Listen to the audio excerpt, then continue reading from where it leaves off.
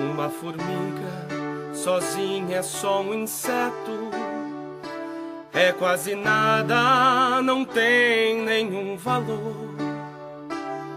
Um grãozinho de areia é pra ela uma montanha, porém se está em grupo, não há o que a detenha. E uma formiga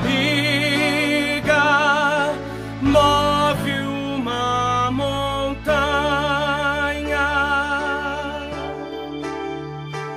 Uma formiga só não pode nada, mas espera um gesto de bondade.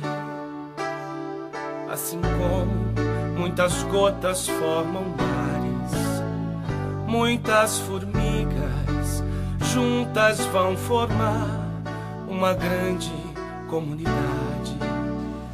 Mas se está sozinha nessa briga, ela será somente uma formiga.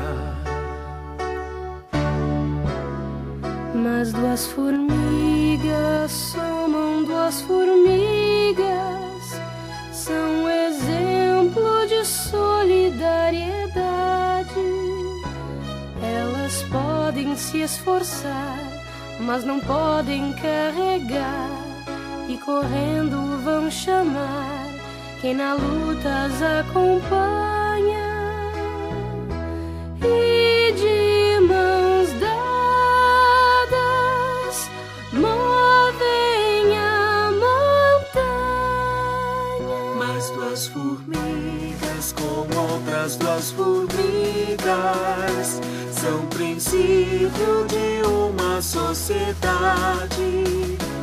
Energia e coragem, passemos a mensagem, que é o nosso trabalho, unamos nossas vozes. Mais uma se junta e outra se aproxima, e já somos muitas, e agora somos 8 formigas, despertam a coragem de outras formigas, que chamam outras tantas formigas, que vêm em nossa ajuda, e outras formigas